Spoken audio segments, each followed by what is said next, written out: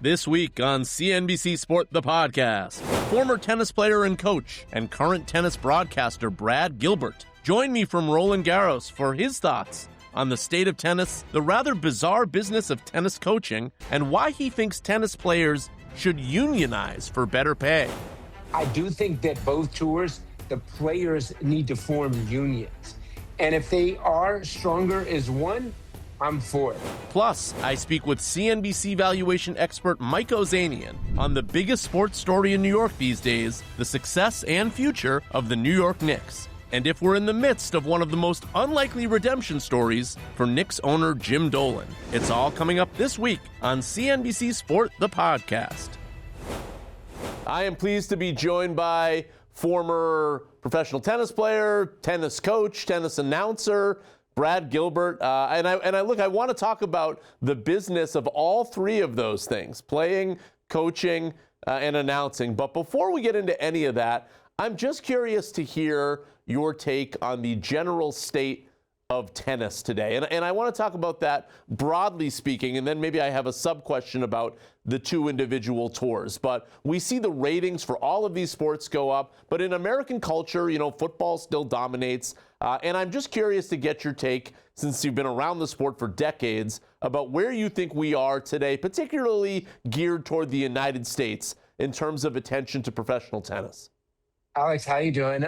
From Paris. I've been involved in pro tennis for over 45 years, and I think tennis is in a very healthy state. It's an incredibly international, global game. Everywhere you go, the stadiums are full.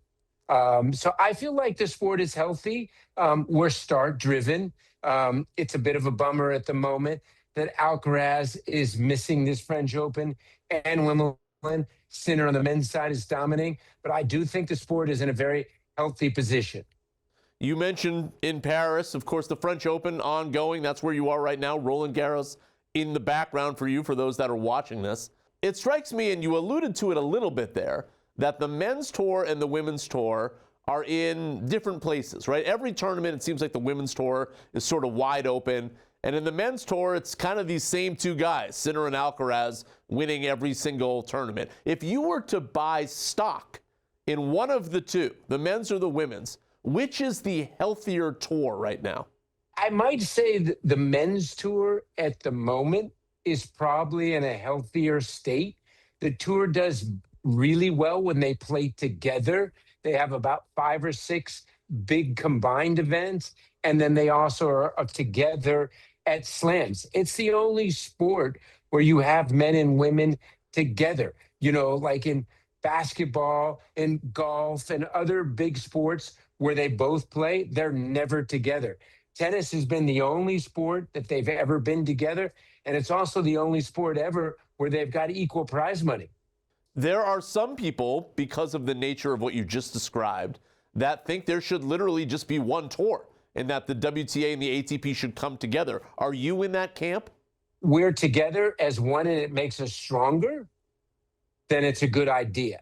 There's obviously more intricacies to that, trickiness involved. I do feel like one thing that I'm partly to blame, in 1988, I was out in the parking lot of the US Open when we broke away from the Men's Council and made what it was the new ATP Tour. Big mistake we made was not forming a union. So the players still today are independent contractors. And that makes things difficult, and it makes it, like I said, very tricky. I do think that both tours, the players need to form unions. And if they are stronger as one, I'm for it. So I want to push on that a little bit. If the players do form as unions, what type of things could we expect that would come out of that? And look, this is in the backdrop of literally a sort of protest happening right now at the French Open, where you've got players on both the men's and the women's tours who are purposefully limiting the amount of time that they are doing their post-match press conferences to 15 minutes in solidarity to try to boost the amount of prize money that comes out of Roland Garros. But what you're talking about is something even bigger than this individual tournament. Well, the Grand Slams are not part of the ATP Tour and the WTA Tour. And each one of the slams are a separate entity. That's why I say that this whole thing is tricky, but it's admirable what they're doing. They're fighting to get a little better percentage in everything. Every company, doesn't matter if you're an NVIDIA worker, Microsoft, everybody, is always fighting for a little bit more.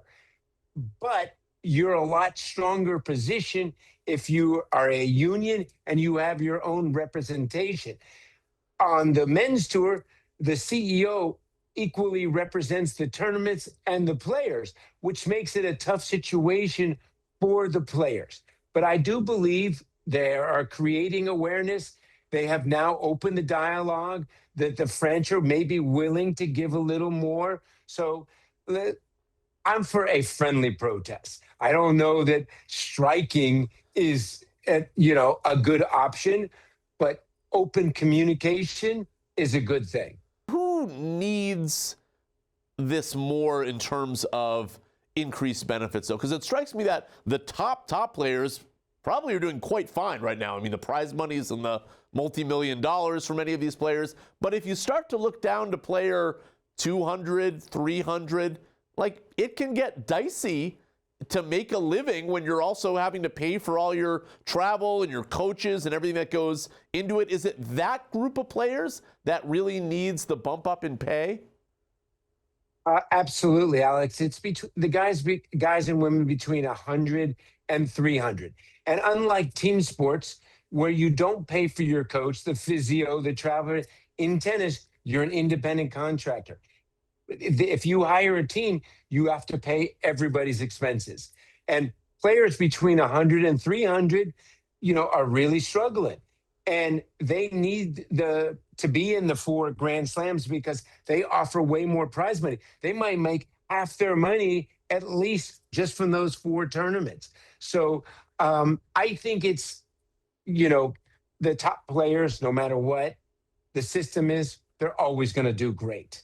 But they're trying to help the guys and women between 100 and 300 so they're a lot more stable and that they're not like week to week. And in a couple of bad months, they're, in trouble.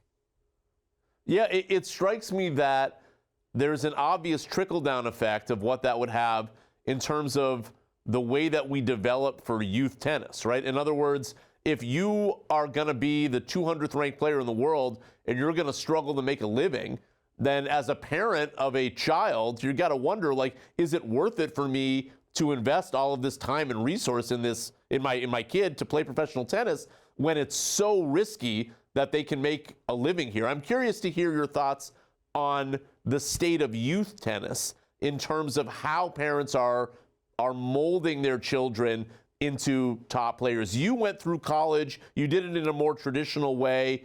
Are you nervous that the pendulum is swinging more toward sort of an academy approach where kids get younger and younger and younger, or are we potentially maybe swinging back from that approach? Alex, tennis is truly a sport for a lifetime, and you're a lot healthier for playing tennis. And if you don't make it on the pro level, let's say you get to play college, you get in the business world, there's so much that you can learn from tennis that will help you in all aspects of your life. If you play tennis 3 or 4 days a week after 40 years old for the rest of your life, you'll live 9 years longer than everybody else. So it's even if you don't become a pro, it's one of those valuable assets that teaches you a lot, will help you in the next phase of your life. Being competitive, being honest are great traits that, listen, maybe that you're going to become a trader. There's a lot of tennis players that have gone into the business world, do pretty good. Is it of your opinion, though, that even at the age of 13, 14, 15 years old, that players should be sort of eschewing traditional education and putting themselves in a position where they're playing tennis 3, 4, 5 hours a week? Or are you more in line where, look, go to college, play on your college team, do it that way? So your whole progression is to play high school, to play college. When all the chips are being put in the basket in any sport, 9, 10, 11 years old, every sport now, they have you basically, by the time you're 10, 11 years old, go all in on that. It's a great story if you make it, but it also puts a lot of pressure on the kid, a lot of pressure on the family to just go all in on that one sport. I feel like balance is everything. If you're a kid, you're working hard, don't give up on your education. Go to school. Whether or not that's online, go to school. Try, it's great to become a pro, but it's really important that you don't give up on your education, and you try the best you can for the tennis, but you got to have something to fall back on. And if you can get into an Ivy League school, get into a college, or it helps you in other avenues, you're ahead of the game. All right, let's talk about your transition from playing to coaching and really the business of coaching, because I think a lot of people do not understand how this works. You coached a lot of the great players, Andre Agassi, Andy Roddick, Andy Murray, Coco Gauff recently. How do these relationships establish themselves from player to coach? And literally, what is the contract? Like, are you signing up with these players for a year? Is it a tournament-to-tournament basis? How are coaches paid? Completely different, Alex, from team sports, where player and coach work for owner, and you got the general manager. In tennis, it's unique that your boss is incredibly younger than you. Like, when I'm coaching Coco, she's 45, 43 years younger than me. But in theory, she's the boss. And then a lot of times in tennis, the contract is basically week to week. And if you get let go, that's it. It's not like you got some football coach gets fired, and he has 3 years left on the deal, you get paid outright. So tennis is definitely like, if you get your walking papers, you're 88 and out the gate. The more pedigree that a coach has got and done, it's a little bit like golf where gets a higher percentage of prize money. I would always work for no prize money, a higher percentage on prize money, on bonuses for winning event. Coaches that are working with lower ranked players maybe want a guaranteed base. So there's definitely different levels and different intricacies that there are. But I always would rather invest in the player, that if the player does well, then I do well. And how are these relationships establishing themselves? In other words, you meet Coco Gauff. Is Coco coming to you and saying, hey, I talked around and heard what you did for Andy and Andre, and like, you seem like you would be good? Or are you pitching to Coco and saying, I've been watching some of your matches recently, here's an idea or two for you?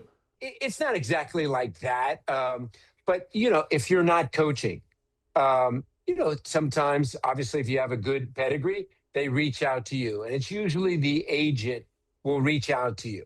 But listen, this is a cutthroat business. You could be coaching somebody else, and, then all of a sudden better opportunity, I call it BBD, the bigger, better deal. Sometimes the grass is not always greener on the other side. But I've usually, been contacted, then you meet with the player, find out if you guys gel together. Why are some of these coaching relationships lasting many years and other relationships last less than a year? What is sort of the alchemy there that's going into that? A lot of them can last a few weeks. We are in a results-driven business. Just like you are at CNBC with companies, the stock goes from 47 to 15, there's problems everywhere. And even if the stock goes up, we could be spending too much. So in tennis, it's massively a results business. So if the player drops, usually the coach is the first one they look at. You're not giving us the results, even though it could be the player that isn't, doing his part. It's a team atmosphere. But a lot of times, the coach is usually the one that gets the short end of the stick. But this is the life we live in. All right, so the third component of your career, I guess, look, you were an author, too. We can talk about that as well. Certainly, you wrote a book called Winning Ugly that has become kind of very famous in tennis circles. It's now multi-decades old at this point. But I want to talk about your broadcasting career, which is also something that you've done for 25-plus years. Just at the beginning of the year, after a long relationship with ESPN, ESPN decided to move on from you and Pam Shriver. I'm just curious how that conversation went down. You know what? I'm a type of person, Alex. Life happens. I had a great run there, 25 years. I'm incredibly grateful now that I'm working at Tennis Channel. And for 45 plus years, I went from college and I haven't had a job since. I played, I coached, I commentate. I've been on CNBC many a times with my buddy Judge Wapner. Love the stock market. Little disheveled about Microsoft down 13%, my biggest holding this year. That's got me. But listen, I'm so grateful to Tennis Channel. I have a platform. I'm now doing the Big T podcast. I'm doing it here every day at the French. And it's like losing in a tournament. Sometimes players, if you get fired, you lose in a tournament, you go to pieces. But for me, you know what? Tomorrow is a new day, and you got to be satisfied, and you got to keep moving on. If you get kind of like I call jaded, and you get bent about things that happen, you don't move on. You don't grow as a person. And was it your sense that just ESPN said, look, it's just time for some new blood? Was that the general idea there? Is that why? I mean, because you were there a long time. I didn't exactly, my contract ended, every 3 years, like after about 6 months before I would renew it. Obviously they didn't renew it. And then basically my contract just ran out. Maybe for them, they thought I aged out, but I'm not bitter. I'm really grateful that the situation I'm in, I'm having fun. Who knows if I'll coach again? But I like to say I keep the slate open. I like to trade every day. I've been probably trading, for the last 25 years at least. I like to trade myself. So I feel like the stock market is like a tennis match that I keep score on every day to see how I'm doing. All right. So you mentioned your new role at Tennis Channel, the podcast. I know you also recently did a photo shoot where you sort of captured the poses of other players. Can you explain to me what this is about and why you did this? We did a little spoof on the big shoot that Carlos Alcarez did. And I think that's probably the first time I've ever worn a singlet, and they poured the clay on me. And he's got a little better hair than me, a little better looking, but it was just a fun spoof. We got a lot of notoriety for the Big T podcast coming to Paris. Who knew that we got a red clay court in Malibu? So it was a lot of fun. Took me about a day and a half to get all that clay off of me. And when I played, if I got any clay on me, I would whinge forever. You're obviously sitting in front of the stadium. Give me your men's and women's predictions for the French Open this year. Well, it's Sinner versus the field. I mean, he's crazy. Minus 300. He's a lower odds than Rafa was ever, and he won this tournament 14 times. The women's event is wide open. I think we could have as many as 10 different women win. And I think that if you're a fan of betting on like the field or betting on a dark horse, getting a good price, that's what I like, because I do think expect the unexpected. And we're also in a crazy heat wave. We've got 7 days in a row of in the 90s, which is a bit of an equalizer, which could lead to some upsets.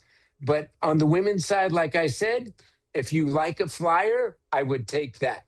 Bet on the field. But the weather won't doom Sinner. He's just too good. That's the takeaway. You know what? If Sinner does have one kryptonite, he's never won a match in his career that's lasted 3 hours and 50 minutes and has a poor record in 5 sets. So hot weather has been his kryptonite. So if anybody is going to get him, it's in the first week here when it's hot, because the second week it gets cool, it gets damp. And in those conditions, the chances of beating him is like the chances of like NVIDIA dropping from first place to second place tomorrow in the leading chip maker. Yeah, he's also never won at Roland Garros before, going for the career Grand Slam this year. So that has also been his kryptonite. But to your point, the competition this year seems to signal that maybe Carlos Alcaraz has been his kryptonite in essence recently there. So we'll see. And obviously Djokovic is older, and I would imagine that once you hit that 35 and up threshold, the heat probably affects you more than it does some of the younger players like Sinner. You know what? This is what's great. They don't give you the check. They don't give you the trophy. That's why you lace up the sneakers. But he's still a prohibited favorite. And I can't wait to see how it plays out. Thank you, Brad, for joining us, and enjoy France. Have a wonderful afternoon.